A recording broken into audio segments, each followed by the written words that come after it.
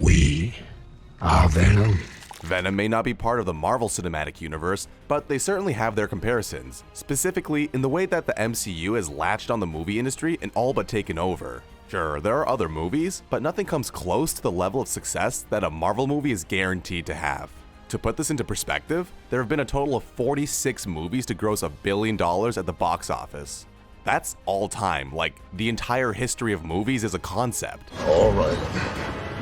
Come and get him. Of those, a whopping 9 of them come from under the MCU umbrella. There's only been 23 MCU movies to date, by the way. So, of the 23 movies, 9 of them grossed over $1 billion.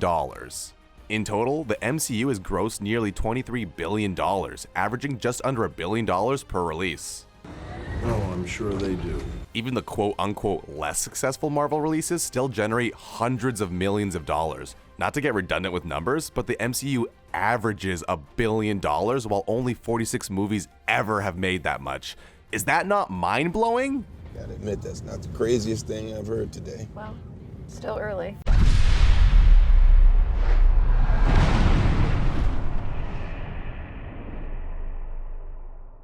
What is the MCU? So we get that it's the most successful movie franchise of all time by 100 miles, but what exactly is the MCU? Well, it's actually a bunch of franchises under the banner of one mega one. The Marvel Cinematic Universe is the home to a bevy of different characters and titles. You've got Iron Man, who set the whole thing off in 2008. I am Iron Man. You've got Captain America, Thor, the Guardians of the Galaxy, and the list goes on and on. These big-name characters have their own franchises, featuring standalone movies with their own storylines. To date, there have been 3 Iron Man movies, 3 Thor movies, 3 Captain America movies, 2 Guardian of the Galaxy movies, 2 Spider-Man movies, 2 Ant-Man movies, and single releases from The Incredible Hulk, Doctor Strange, Black Panther, and Captain Marvel. Prove to me you can beat me without...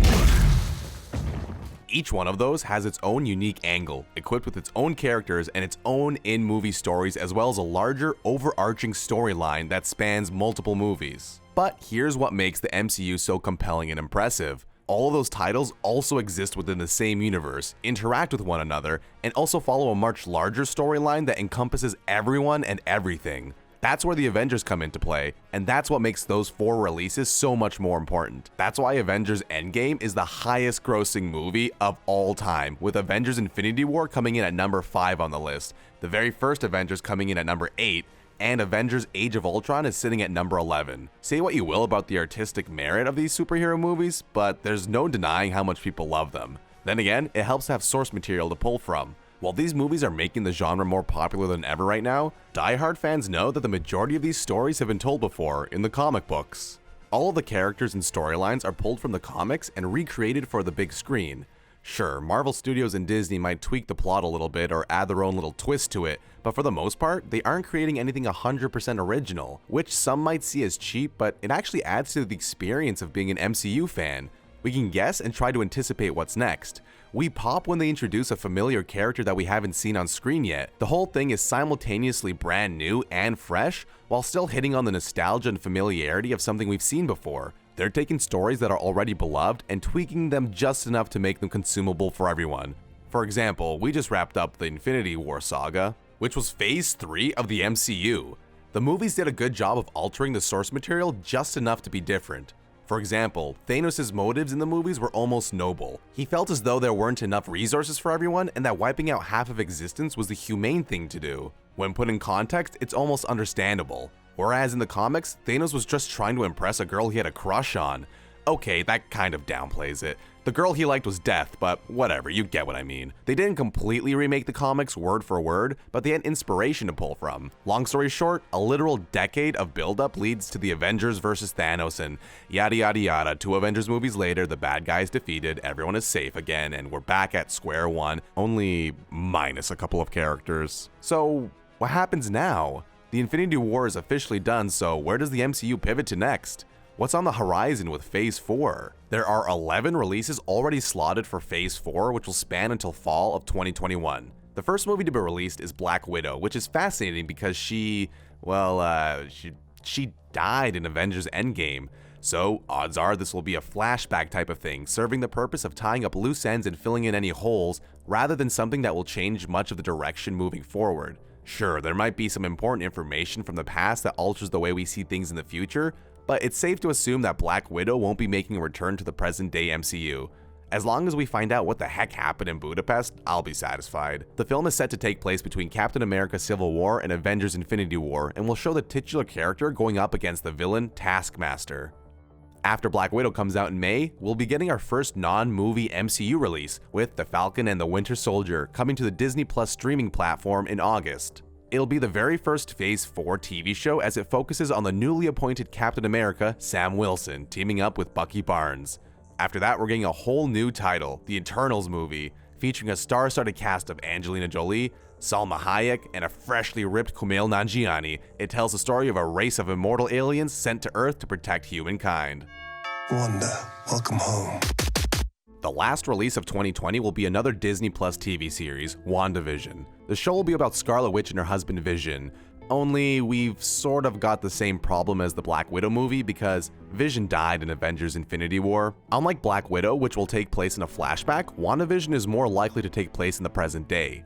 Wanda is still reeling from the loss of her beloved husband, and there's no telling what kind of delusional world she'll create for herself using her reality-bending powers. The initial images of the show look like nothing else Marvel has ever done, and appears to jump between old-timey family sitcoms similar to the likes of I Love Lucy and the Honeymooners, and a modern-day MCU aesthetic.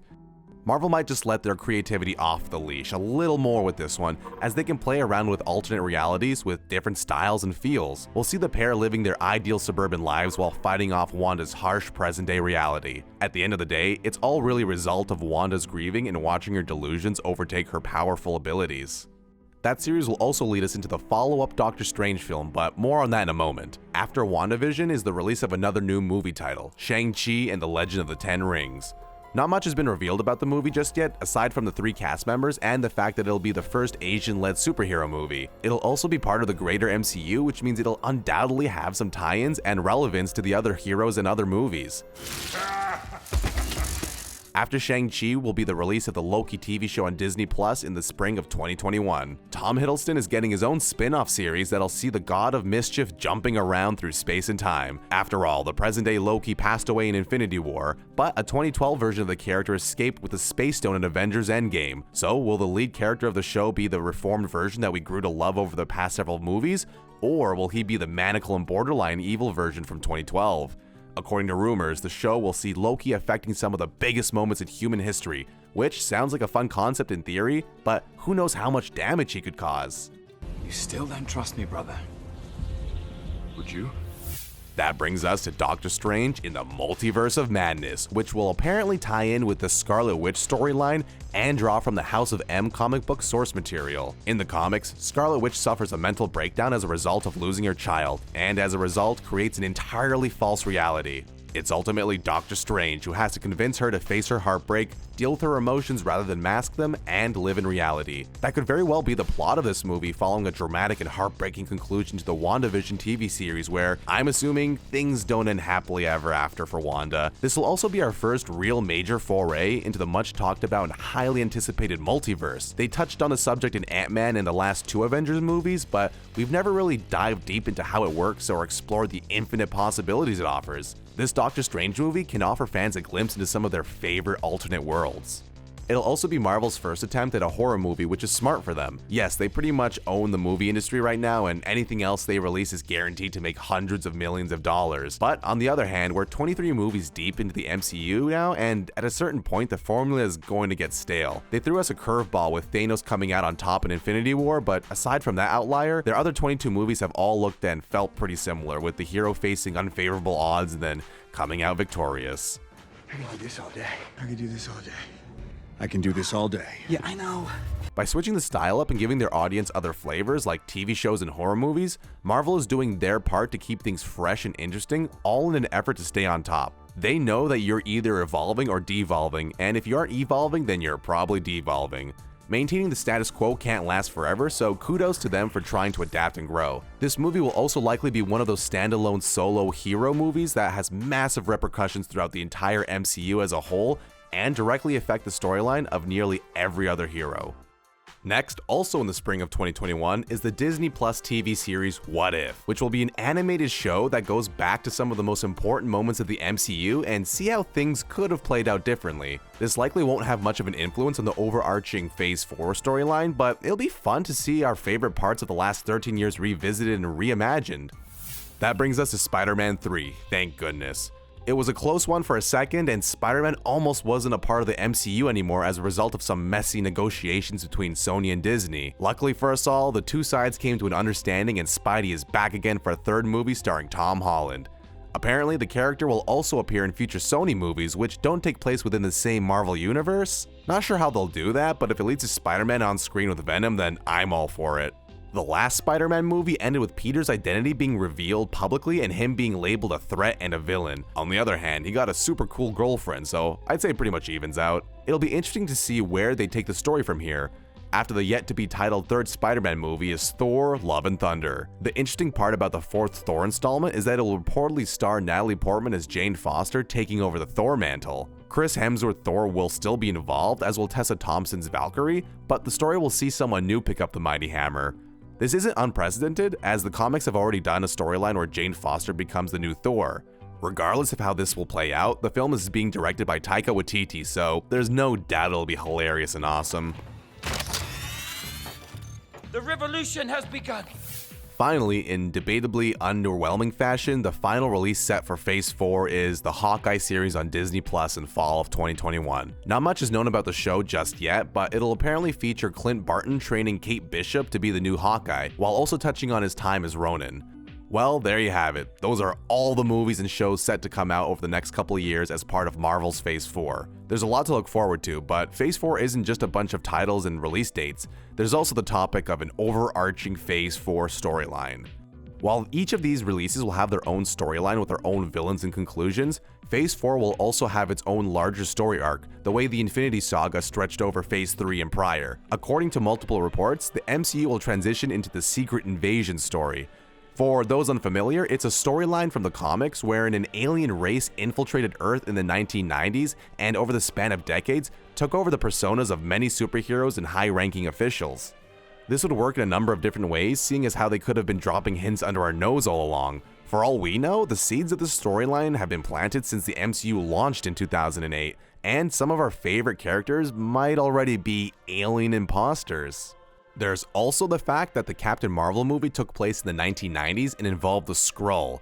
Coincidentally, the Skrull are the aliens who infiltrate Earth. We even get a glimpse of them in action at the end of Spider-Man Far From Home, when Nick Fury admits to using a fake version of himself for his own benefit. If they're already tricking people, there's no telling how deep into the invasion the MCU already is.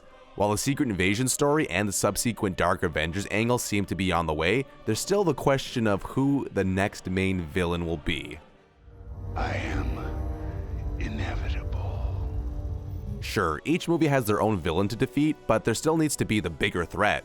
Who's going to be the next Thanos? It's tough to top the most powerful being in the universe. Where can you go from there? Well, according to rumors, there will be two main villains of Phase 4 and beyond. The first will be Norman Osborn, a brilliantly evil businessman who was a major player in the Secret Invasion source material and has been hinted at in the MCU but never featured on screen. The other will be Adam Warlock, a superhuman from outer space who also has been hinted but not shown.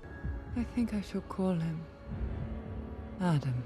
Having one Earthbound human villain and one spacebound villain is a smart way to break up the dynamics of the MCU. Spacebound heroes like Thor and the Guardians of the Galaxy will likely deal more with the latter, while Earthbound heroes like Black Panther and Ant-Man are more likely to deal with the former. There's also the off chance that Marvel goes really big and introduces an even more powerful character, someone like Galactus. It's possible that all that gauntlet snapping woke him up and now he's hungry for some worlds to eat. There's still no confirmation on who the main threat will be, but there are several interesting routes the studio can take, and I'm sure they've already laid the groundwork for whoever it will eventually be, and we just haven't noticed the signs yet. So we know what to expect for Phase 4, but let's quickly take a look at Phase 5 and beyond. There are a bunch of titles we can expect to see in the not-so-distant future that don't have a release date yet. For example, we're already overdue for another Black Panther movie. It was the most successful non-Avengers release by the MCU, so they definitely won't want to wait too long before putting out another one. We also can expect another Guardians of the Galaxy movie. For starters, it always does well at the box office, but in the universe, that's likely the franchise through which they will introduce Adam Warlock, It's obviously way too early to talk about any details, but the next Avengers film will undoubtedly be a huge one as it ties together everything we just laid out for the last 10 plus minutes. Let's see if it can break the Endgame high score.